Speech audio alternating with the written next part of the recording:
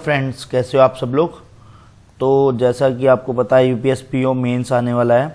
ठीक है, प्रीलिम्स पहले आएगा फिर मेंस आएगा, बट मेंस को आप साथ साथ करते जाना। ठीक है, तो मैं आपको बता देता हूँ सारी की सारी स्ट्रेटेजी, एक एक सोर्स बताऊंगा कि कहाँ कहाँ से आपको करना है। ठीक है, करंट अफेयर्स,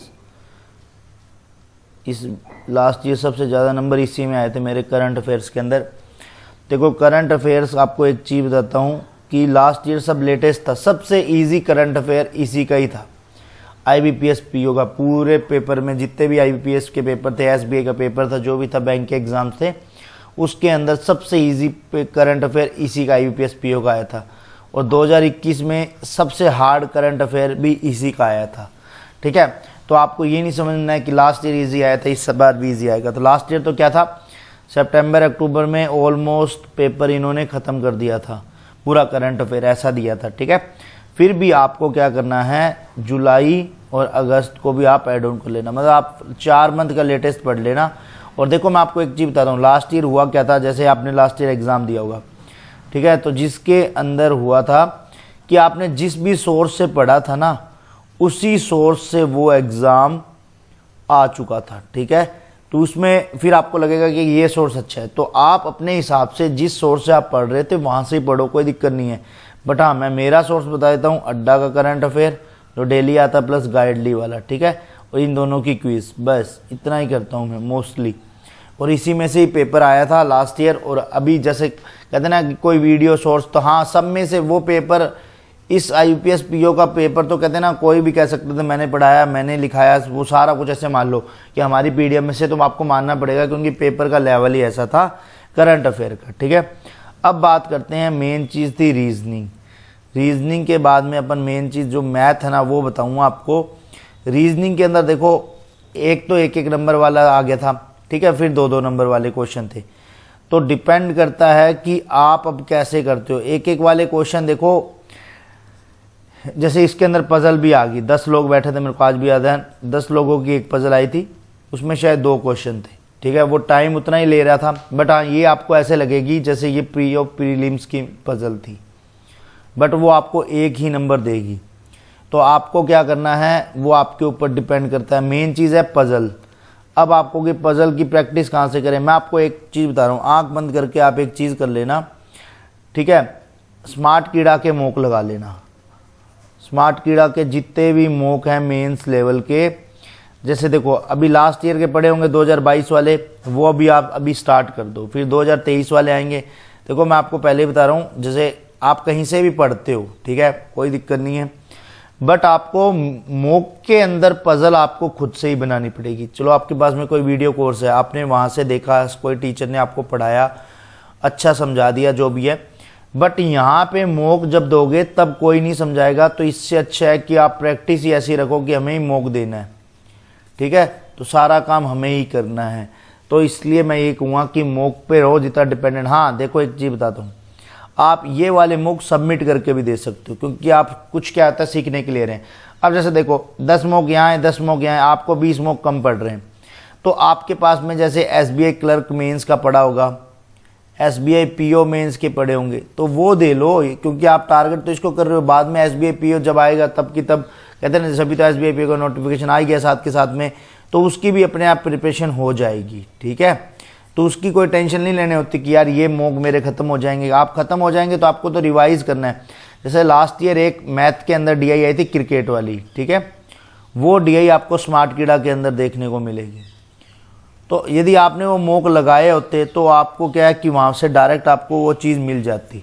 ठीक है, तो फिर आपको आइडिया हो जाता। अब आपको क्रिकेट की डीआई नॉर्मल सी बात है कि आपने कभी देखी नहीं, तो आपको क्या करना है, डायरेक्ट, मैं तो यही करता था, मॉक दो, सबमिट कर दो। सबसे बेस्ट चीज़ ये, सबमिट करने से क्या होगा, आपका टाइम बचेगा, क्योंकि इसके अंदर टाइम बहुत सारा होता है, 45 मिनट टाइम। जैसे देखो टाइम सेविंग कैसे हो जाएगी, आपको जो क्वेश्चन आते हैं वो आते ही हैं।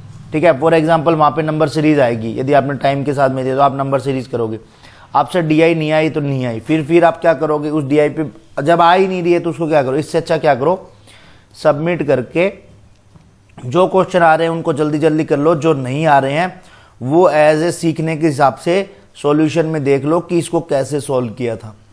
और बाद में क्या है कि जैसे आपने एक वीक बाद में इसी मॉक को आपको क्या है रीअटेम्प्ट पे डाल के और फिर उस डीआई को आप सॉल्व करो खुद से, ठीक है। तो आपको दिमाग में यदि आपको समझ में आई होगी तो वो एक वीक के बाद में वो सारी की सारी डीआई आपसे सॉल्व होने लग जाएगी, नहीं आई होगी तो नहीं समझ में आएगी। तो ये सिंपल सा फंडा है। तो पजल का भी यही है, देखो मोस्टली जो चीज़ें हैं ना, पजल पे प्लस क्रिटिकल रीजनिंग, ये दो चीज़ें यदि आपको आती हैं तो आपके आराम से 20 नंबर आ जाएंगे, और 20 नंबर तो बहुत से एकदम सही नंबर है लास्ट ईयर के हिसाब से, ठीक है। अब बात करते हैं मैथ की, मेन चीज़ है मैथ की। मैंने लास्ट ईयर मैथ में शायद 4 या 5 वीडियो बनाई होंगी, वो जो एक एक नंबर के क्वेश्चन आए थे, 9 क्वेश्चन, ठीक है, उस पर, ठीक है। वो एक एक नंबर के 9 नहीं आए थे, 7 क्वेश्चन आए थे, और 2-2 नंबर वाले में एक क्वेश्चन और आया था वैसा ही सेम, जिसमें आया था a + b + c का मान 61 है, 66 था शायद, cn-1 निकालना था, उसके अंदर शायद 12 आंसर था, अब याद नहीं है एग्जैक्ट आंसर क्या था जो भी। तो उसके अंदर आपको देखो ये जो 7 + 2, ठीक है, ये आपको 9 नंबर दिला रहे थे। ये आपका एकदम सिंपल काम था, एक एक नंबर के। आपकी 5 नंबर कट ऑफ है तो आपके ये नंबर जैसे जितनी भी कट ऑफ थी तो ये आपको कट ऑफ पास करवाने के लिए, और बाद में आई थी क्रिकेट वाली डीआई, ठीक है, वो आपके 2-2 नंबर के क्वेश्चन थे, तो वो आपके नंबर बढ़ा सकते थे। तो वो वाली स्मार्ट कीड़ा के अंदर चाहिए। तो मैं आपको बस यही कहूँगा कि आंख बंद करके स्मार्ट कीड़ा के मॉक लगा लेना। यदि आपके पास में नहीं है तो वो ले लेना, अभी जन्माष्टमी पे जैसे ऑफर आ रखा होगा, ठीक है। तो आप जीएम कोड भी लगा सकते हो, और यदि आपको कोई कोड मिलता है तो आप वो भी लगा लेना, ठीक है। आप जीएम कोड लगा लोगे तो आपको ऑफ मिल जाएगा, जितना भी उस पर मैक्सिमम ऑफ होगा, ठीक है, ऑफर के हिसाब से। अभी देखो, अब मैं आपको एक चीज़ बताता हूँ कि आपको मैथ करनी कैसे। देखो मैथ सबसे वीक पार्ट होता है मोस्टली, ऐसे लगता है सबको। तो मैथ का एक ही फंडा है, आपको प्रैक्टिस करनी पड़ेगी, और प्रैक्टिस के लिए आपको क्या सोर्स अपनाना पड़ेगा, मॉक। यदि आपने वो कहते हैं ना, कोई चीज़ की अपन आदत डाल लेते हैं कि अपन को ऐसे ही करना है, तो फिर वैसे ही करते हैं अपन, फिर अपन को कोई दूसरा तरीका बता दो। जैसे अभी आपने कोई वीडियो क्लासेस की आदत डाल ली, ठीक है, फिर आपको ये हो जाएगा कि जब तक वो सर नहीं समझाएंगे ना, आपको समझ में नहीं आएगी कोई चीज़। मैं किसी को ये नहीं कहूँगा कि ये अच्छा नहीं, सारे अच्छा पढ़ाते हैं, बट आपको जब at the and last mock जब सॉल्व करने पड़ेंगे तो वो तो आपको ही सॉल्व करने पड़ेंगे। और मॉक के अंदर देखो डीआई सारी अलग आती हैं। तो मैं तो यही कहूँगा कि सबमिट करो, सबसे मेन चीज़ है सबमिट करो, और अच्छे से उन डीआई को सॉल्व करो। देखो मैं एक चीज़ बताता हूँ, फॉर एग्जांपल आपके पास में 45 दिन है, ठीक है, एग्जांपल ले रहा हूँ, 45 दिन है, डेली की 2 डीआई करी, 90 डीआई। 90 डीआई में से आपको एग्जाम के अंदर 2 डीआई तो देखने को मिल जाएगी, और अब तो 2-2 नंबर की डीआई आ रही है। फॉर एग्जांपल ये आपको 10 नंबर दिला रहे हैं, ठीक है, तो आपको क्या है कि सीधा सीधा 10 वो 5-6 उधर से नंबर आएंगे, 15-16 नंबर तो आपको मैथ के अंदर बहुत अच्छे से मिल जाएंगे। तो ये आपको करना क्या है कि आपको जितनी भी डीआई करनी है। और हाँ, दूसरी चीज़ अरिथमेटिक में आप घुसोगे तो आपको देखो मैं सीधा सीधा बता रहा हूँ कि वहाँ पे आपसे होगा नहीं होगा इसकी गारंटी कोई नहीं दे सकता है, बट आपको ये बता रहा हूँ कि डीआई सॉल्व करोगे, और वो जो 7+2 वाला था ना जो मैंने क्वेश्चन बताए हैं, वो क्वेश्चन मैं वापस से करा दूंगा। लास्ट ईयर मैंने ये 4 वीडियो बनाई थी इसके ऊपर, ठीक है। जो पुराने सब्सक्राइबर होंगे या पुराने भाई जो बंधु होंगे मेरे, उनको पता है कि वो डीआई जो बनाई थी जिसके अंदर मैंने क्वाड्रेटिक इक्वेशन में बता दिया था कि n की मान 1 ले लिया जाता है। तो वो सारी चीज़ें सेम ऐसे ही एसबीआई के अंदर भी क्वेश्चन आए थे, बट एसबीआई पीओ के अंदर वो क्वेश्चन थे ना, वो हाई लेवल के थे। मतलब यहाँ पे तो एक पेज में सॉल्व हो रहा था, एसबीआई में तो कंडीशन 3 कंडीशन थी, जिन्होंने दिया होगा उनको पता होगा, 3 कंडीशन थी, ठीक है। और उसके अंदर क्या है कि वो 3 पेज पे जा रहा था, और नंबर आपको 1.66 मिल जाता है बाद में, तो पर 1 नंबर का ही था। तो वो आपके अंदर वो चीज़ आपको ध्यान रखनी है, ठीक है। और इसके बाद में देखो मैं इंग्लिश का तो भाई अपना खुद का ही डब्बा गोल है, तो मैं आपको इंग्लिश का यही बोलूँगा कि इंग्लिश का आपका सोर्स देखो मॉक, ठीक है, मॉक प्रैक्टिस हो गया, ठीक है। उसके बाद में आरसी के लिए आप रीडिंग कर सकते हो, ठीक है, एरर सॉल्व कर सकते हो, जो भी मॉक के अंदर आएगा, ठीक है। प्लस आप क्या है कोई क्लास से जो भी लेना चाहते हो तो वहाँ से, ठीक है, तो ये चीज़ कर सकते हो। अब मैं आपको बताता हूँ डिस्क्रिप्टिव का देखो कुछ नहीं है, आपको क्या चीज़ करनी है, इसकी प्रैक्टिस ज़रूर करनी है। अपन क्या करते हैं, प्रैक्टिस नहीं करते हैं, तो लिखने में क्या होता है कि फिर वहाँ पे क्या होता है कि आपको इसकी जब प्रैक्टिस करो ना तो आप जितना भी श्योर हो उतने में करना, आपको इसका फ़ायदा होगा। इसका फ़ायदा मेरे को SBI PO के अंदर मिला था, ठीक है। IBPS PO के टाइम पे ये चीज़ मेरे को अजीब लगी, क्यों? क्योंकि एकदम सी सब आवाज़ आने लगी, cut cut cut cut cut cut ऐसे करके आवाज़ आने लगी, क्योंकि सब एकदम उस टाइम फुल स्पीड में वो कीबोर्ड का यूज़ करते हैं, ठीक है। तो मैं यही कहूँगा कि आप उस टाइम पे करोगे ना तो आपको लाइन्स याद आ रही हैं नहीं आ रही हैं, तो वो उसका थोड़ा सा फ़र्क पड़ेगा। तो मैं यही कहूँगा कि आप चाहे म्यूज़िक करके कर लेना, चाहे वो शोर करके कर लेना, इसकी प्रैक्टिस जब करो तो हाँ, इसके लिए भी देखो मैं बताता हूँ, जैसे गाइडली पे इनकी क्या है कि कोई शायद 100 रुपये में 97 में मिलता है शायद, ऐसा करके, ठीक है। तो उसके अंदर क्या है कि आपको ये प्रैक्टिस करने का मिल जाएगा। हाँ, मैं ये बोल रहा हूँ कि वहाँ पे आप कुछ भी लिख दोगे तो वहाँ पे तो वो सिर्फ स्पेलिंग चेक करेगा, ठीक है, और आपके क्या है वर्ड्स चेक करेगा, बट आपको खुद से अच्छे से प्रैक्टिस करनी है। तो उनके जो मार्क्स दिए होंगे ना उनको कंसीडर मत करना। आपके मार्क्स में आप वहाँ पे कुछ भी लिख दो, चाहे आप अपने बारे में लिख दो, माय नेम इज़ ये, वो तो सिर्फ वो स्पेलिंग चेक करेंगे और वो क्या कहते हैं वर्ड्स चेक करेंगे और आपको मार्क्स दे देंगे। आप कहोगे यार हमारे तो 20 में से 19 नंबर दे दिए, बट आपको मार्क्स नहीं देखने हैं और आपको बस जस्ट सिंपल से ये काम करना है, ठीक है।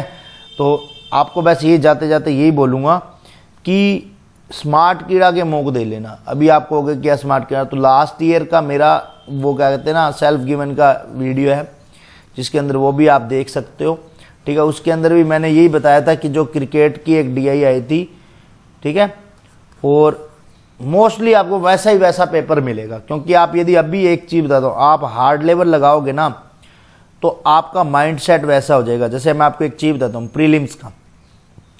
प्रीलिम्स का अपन स्टार्ट करते हैं, जब अपन बेसिक से जब पढ़ना स्टार्ट करते हैं, ठीक है, तो अपन इजी ढूंढते हैं क्वेश्चन कि यार इजी। अब अपन को धीरे धीरे समझ में आने लग गया कि एग्ज़ाम का लेवल अपनी शिफ्ट में मॉडरेट टू हाई हो सकता है, तो अपन को अभी से ही हाई लेवल लगाने चाहिए। जब हाई लेवल लगाएंगे तब अपन से क्या है कि मॉडरेट लेवल आएगा तो अपन सॉल्व कर लेंगे। जैसे फॉर एग्जांपल कोई कैलकुलेशन आ गया 1444 इंटू 32 आ गया, अपन को मॉक में ऐसे लगता है यार ऐसा एग्जाम में नहीं आएगा, ठीक है, और जब एग्जाम में आ जाता है तब अपन कहते हैं कि अपनी शिफ्ट ये वाली मॉडरेट थी, ठीक है। तो अपन को ये चीज़ दिमाग में नहीं रखनी है कि एग्ज़ाम में ये नहीं आएगा, क्योंकि एग्ज़ाम में कुछ भी आ सकता है, ये आपको दिमाग में रखना है। मेंस का आपको सीधा फंडा बताता हूँ। देखो एक चीज़ दिमाग में रख लेना, अभी जैसे अपने पास में वैसे तो 60 दिन है, 60 डेज़ है।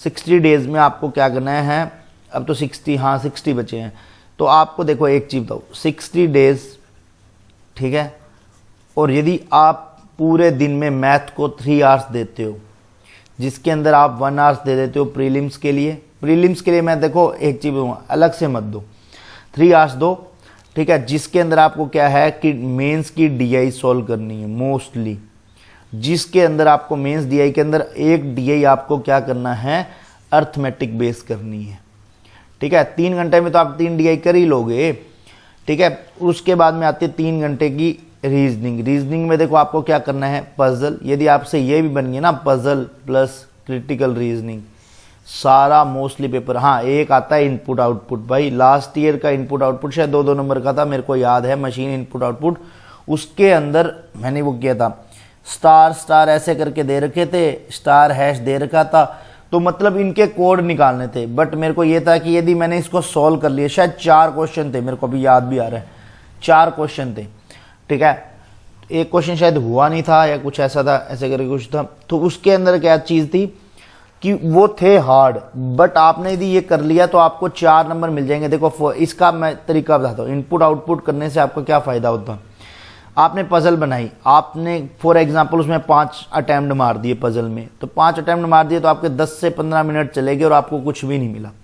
यदि आप इसके अंदर 5 से 6 अटैम्प्ट मारते हो तो मैं कहता हूँ वो कोड डिकोड हो जाएगा, मतलब कोड निकल जाएगा आपके पास में कि भाई ये कोड है इसका, और उसके बाद में आप इसका आंसर आराम से दे सकते हो, क्योंकि उसके बाद में तो सारा कोड निकालना है। तो ये चीज़ देखो, आप इसकी प्रैक्टिस जरूर करना, पजल, ठीक है। रीजनिंग के अंदर देखो पजल प्लस एक क्रिटिकल रीजनिंग, देखो क्रिटिकल रीजनिंग का एक ही सोर्स है, आप मॉक देते रहो, ठीक है, जहाँ से भी आपको क्वेश्चन मिले 10 क्वेश्चन में मिलते रहेंगे, तो आप ऐसे मान लो यदि आपके 5 भी सही होने 10 में तो बहुत अच्छी बात है, ठीक है। 10 के 10 यदि आप सोल्व करते हो तो, क्योंकि आपका 1 नंबर ही कटेगा वहाँ से और उसके बाद में ये 4 नंबर आपके सेव हो जाएंगे एक तरह से।